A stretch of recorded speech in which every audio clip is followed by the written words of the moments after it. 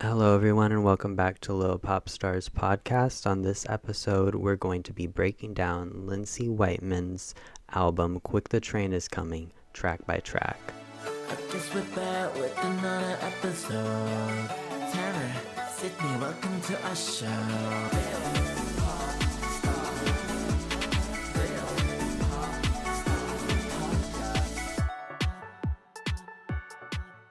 My name's Lindsay Whiteman. I write pop folk music. It's about my life. I just put out an album called Quick the Train is Coming, and it's, about my love life and stuff. It's very Gracie Abrams, Noah Kahan, Olivia Rodrigo vibe. Nice. So every episode we like to start off with something we call the Lil Pop Quiz. Okay. So I'm just gonna ask you some questions and answer them as fast as possible or just however you want to. Okay.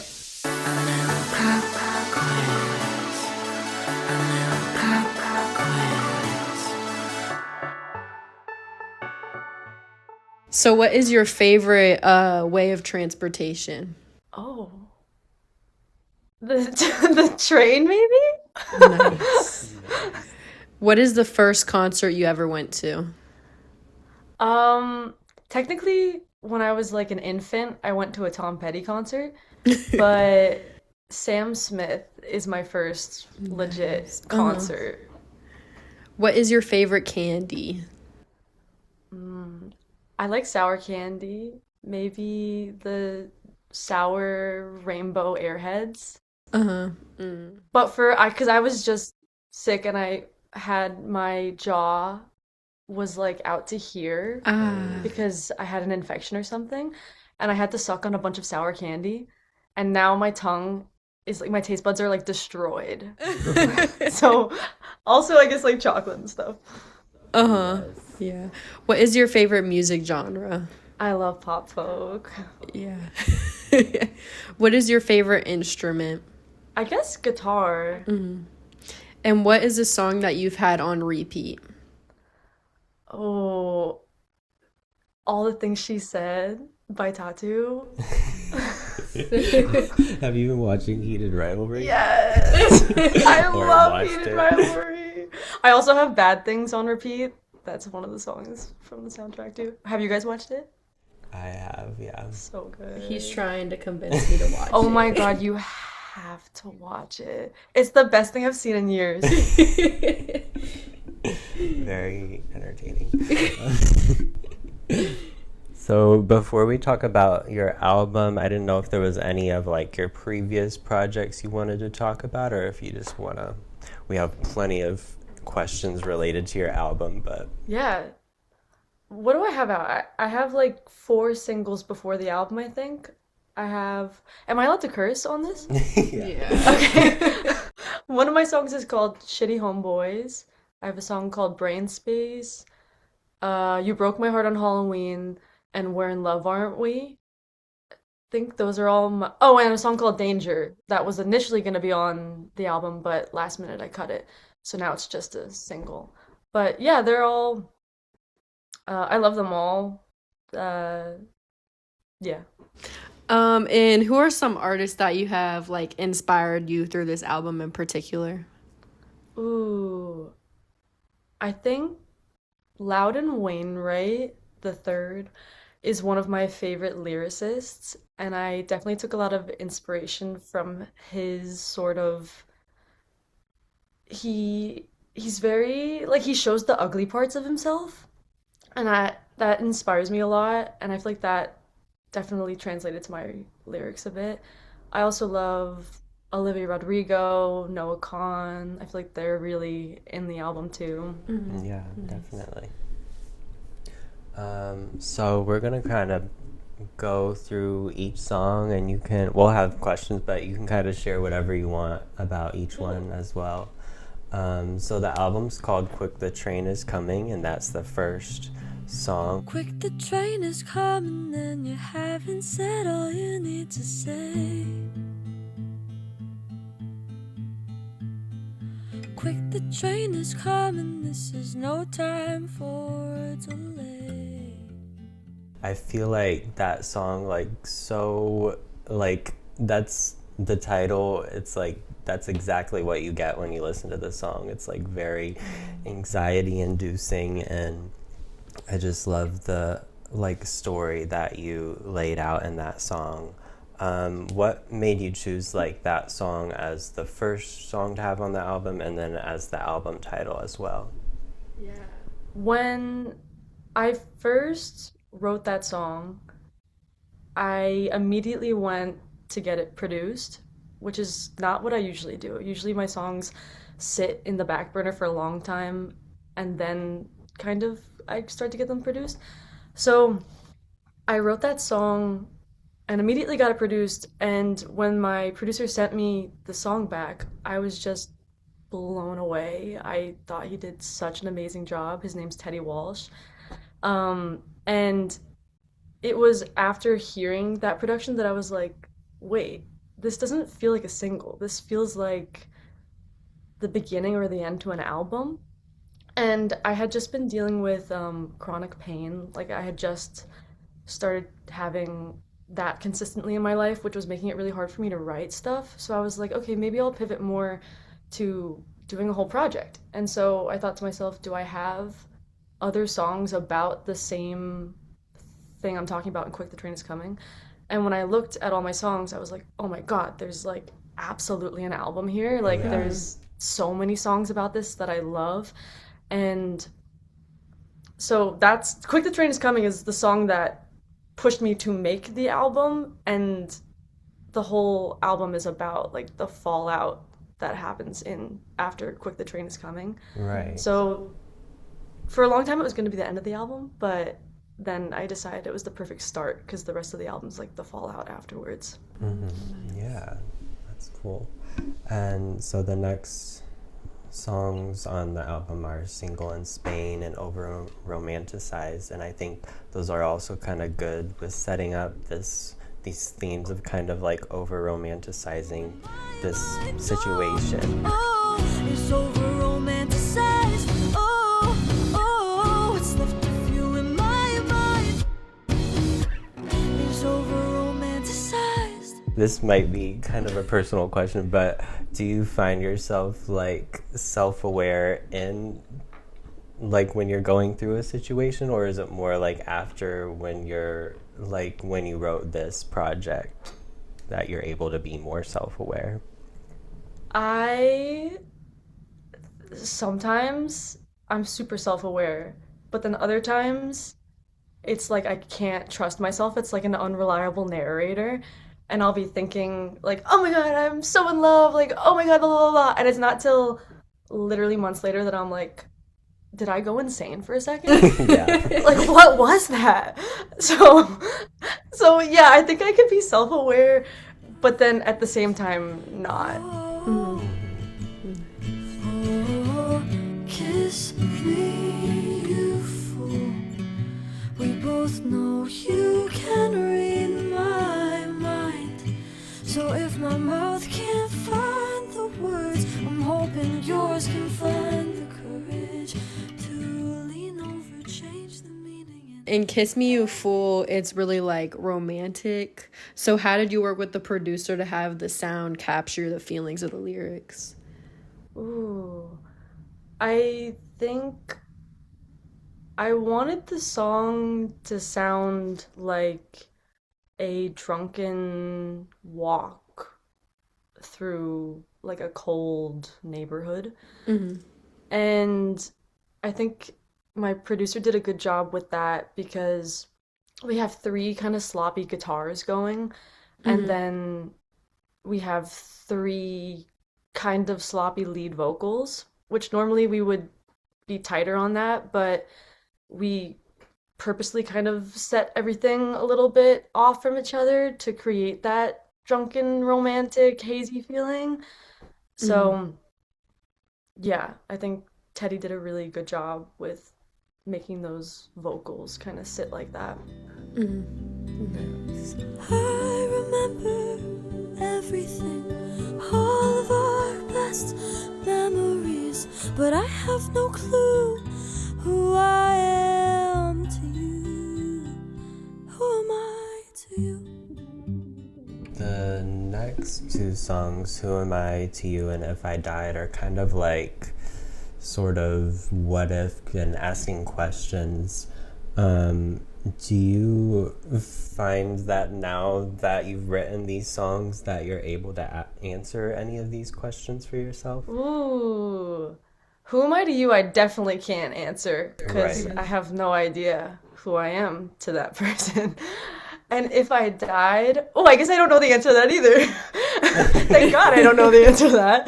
Right.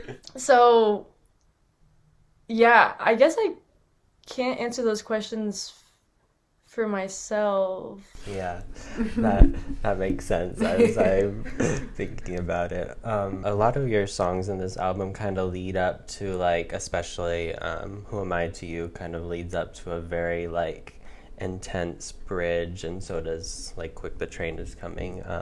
Is what kind of goes into your like songwriting process when you lead up to like a bigger ending of a song? That's a good question. I think a lot of times for me, the bridge is what's left unsaid after I've written a verse and a chorus. And maybe when I'm writing and I get to the bridge, I feel the emotions that are bottled up and need to come out. And I think maybe that's why I lean towards bigger bridges sometimes because I feel so much and then it just like explodes in the bridge kind of a thing. Yeah. Yeah. And a lot of your songs on this album have quite a bit of humor, and I was wondering like if that's something that just is natural with your writing or if you like really try to put in those humorous moments. I think it's definitely natural in my writing because it gets to a point where I need to pull back sometimes because I'm like, I'm not writing a comedy musical theater piece. I need to not be doing that. Yeah, I find myself in sessions with other writers. A lot of times I'll be pushing a really cheesy, funny thing, and then people will be like, no, we're not putting that in the song. So I get to do my own songs. Yeah. But yeah, I definitely do it a lot. It's because like reverse psychology is one that's like so gut wrenching, but then there's like some lyrics that I like just laugh at. But I feel love like that. I don't know if like everyone connects with that, but that's like I feel like humor is like sometimes just how you have to get through the really heartbreaking, sad stuff in life. Absolutely. I definitely use humor to get through everything. So it's a massacre for me and it's a bloody mess for you, where I've got nothing left and you don't know what you should do. It's a massacre for me. Like, did you find it easier to write like specific and matter-of-fact lyrics or more like metaphorical? I feel like for It's a Massacre for me, I was feeling really, I don't want to say used, but really, I just felt wrecked. And just talking about how I felt in a normal way maybe wasn't enough. And that's why I used the metaphor of It's a Massacre for me, because it's like it goes beyond you just hurt me. It's like you just like slaughtered me. Like, so I feel like maybe matter of fact wasn't enough for me on that song, and that's why I went for the metaphor. Right.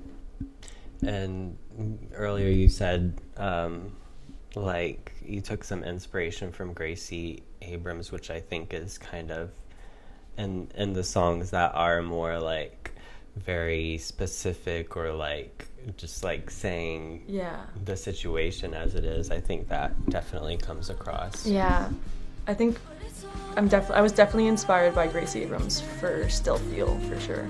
'Cause I tried everything, wrote your name and smashed the plane. I tried everything to get rid of you, but you just won't go away. I tried everything. And that song, I feel like that's the one that, even though it is still pretty sad and like reflective, it's also like a moment in the album where there's like acceptance of the situation, even though like the title suggests still feeling those feelings, but just like allowing yourself to, which I really like. Oh, thank you. What does that song kind of mean to you, and I guess this album as a whole? Yeah, that song was the last song written for the album. Most of the songs, almost all of them, except for Over Romanticized, were written before I decided to make it an album. Oh, okay. And as I would work on the album, there was a lot of really sad songs and slow songs, and I was like, I want something fun. So me and some co-writers sat down to write something a little bit more upbeat that still felt like me. And yeah, it initially I wanted to write a song that kind of like talked about that entire period of my life, but then I went really ham in on like one relationship and really just laid out all the details and Yeah. like a little too specific. But just went for it anyway. And I don't know, whenever I do that, it makes me feel really brave and like it gives me a rush. So it's okay. That's maybe a little bit too specific. But yeah, that song means a lot for me because I felt like it was a perfect, it's not necessarily the cap of the album, but I feel like it's like a good sort of towards the end Yeah. feeling. Yes, definitely. And it's interesting that you said that almost all the songs weren't even like written when you decided to make it an album, because it very much feels like they're all just like one story. Totally. Yeah, they really all are one story.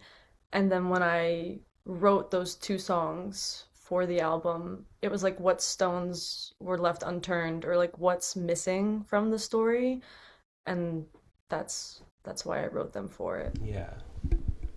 And I think it's interesting how after Still Feel that you kind of wrap it up with these last two songs, and with Don't Take Signs from the Rain, it kind of feels like almost a warning of sorts to like, or like a reminder to like yourself and to people listening. Is there something that you would want to say to listeners that maybe are either in a situation like yours or maybe at one point in their life? Yeah, let's see. I don't know, because even if I could like go back in time and like actually warn myself, nothing would have changed probably. But I would say, I don't know, I used to write in my journal when I was really young, like think daring thoughts. And so I think I used to be really romantic with the universe and stuff. And so if I felt like I was getting a sign from the rain, usually my emotion would be like, oh, that's stupid. That's nothing. Right. But I was encouraging myself to be like, let that in. Like, yeah, like maybe it is a sign from the rain. And I don't know, it's just something I had to do, and it was fun. And I'm definitely less like, now I make decisions for myself more and less like, well, the universe is telling me I should do that, so I should probably do it. Now I'm like, what do I want to do? So I don't know. I had to learn that for myself, though, so I don't know if I could tell anybody to do anything. Yeah, I think that's true. It's like they can, listen to your album, but people ultimately have to kind of live their own experiences. Yeah. Yeah. And then the last song on the album is Happy Late Birthday, which is like a very bittersweet sort of ending to this story. Happy late birthday. And really I'm just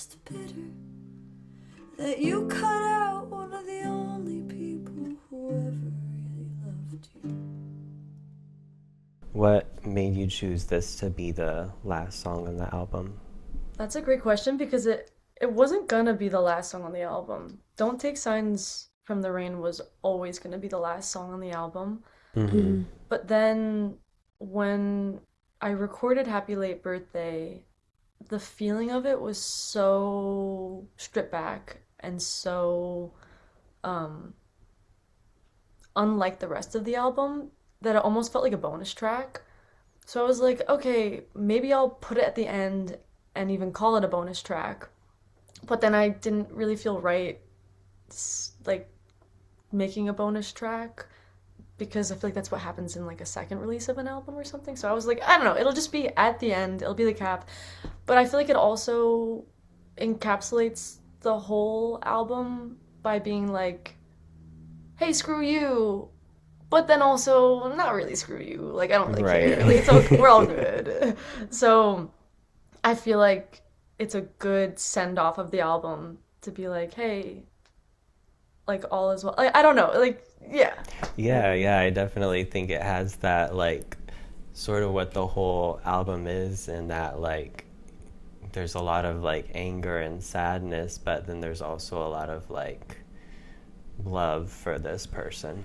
Yeah, definitely. And that, yeah, I think in that way it's kind of like a perfect little ending to the album. Totally.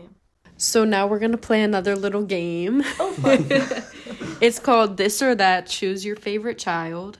So I'm going to list 2 of your songs, and then you're going to pick which one is your favorite. Oh, okay. Okay. So first, Kiss Me You Fool or Reverse Psychology. Kiss Me, You Fool. Kiss Me You Fool or If I Died. If I died. If I Died or It's a Massacre for Me.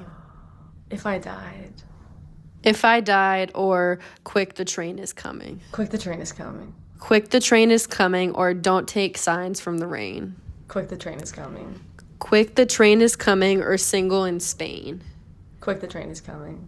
Quick the Train is Coming or Over Romanticized. That's tough. Quick, the train is coming. Quick the Train is Coming or Happy Late Birthday. I don't know. Quick, the train is coming. Quick the Train is Coming or Who Am I to You. Quick, the train is coming. Quick the Train is Coming or Still Feel. Probably quick, the train is coming. Okay, Quick the Train is Coming is the winner. That's good you chose that for the album title. Yeah. Yes. We kind of went through all of those songs, but was there anything about them that we missed that you wanted to share? Just that, I worked on those songs with lots of great people, and it couldn't have happened without everyone who worked on it and everybody's talent. And so I'm so lucky for that. Yeah. And I did too want to mention like the album cover. How did that kind of come about? Yeah, definitely. So that was shot by one of my best friends, Carrie Ann Steingrubner. And I live really close to a train. I live like a 10-minute walk from a train. So we went to that train station near my house and we shot like literally 400 pictures with Oh, wow. trains going back and forth. And then the pictures got narrowed down to a bunch of favorites, and it was really, honestly, really hard to pick one, but that was the one that I kept being drawn to. So yeah, but yeah, thanks to Carrie Ann because she's amazing. She's so talented. Nice. Yeah, it's a very, very cool image. Yeah, it so I think you definitely made a good choice on picking that one. Cool. And before we kind of wrap up, are there any smaller artists that you'd like to highlight? Sure. Let's see. Kiki, Wera, Tyler Simmons, Camila, Solis, Chris Peters. There's so many amazing artists. Bad Endeavor, Aida. Yeah, these are all great, talented people I went to school with who are great artists. Nice, cool. Well, before we kind of say goodbye, is anything else about your music that you wanted to share? Just that there will be lots more to come. Excited to keep putting stuff out. I have so many songs that are written and not in the world, so I'm excited to put together another project. I post a lot of my music on TikTok, and I'm trying more on Instagram. I want to do more on YouTube as well. So, yeah, you can find my release stuff, but also some of my unreleased stuff on those platforms. Nice, cool. Well, thanks for talking to us. We're excited to hear like what you release in the future. Awesome. I'm excited. Thank you for having me. This was so fun. Make sure you all go listen to Lindsay Whiteman's album, Quick the Train is Coming, and we'll see you all in the next episode of Lil Pop Stars Podcast. What you ever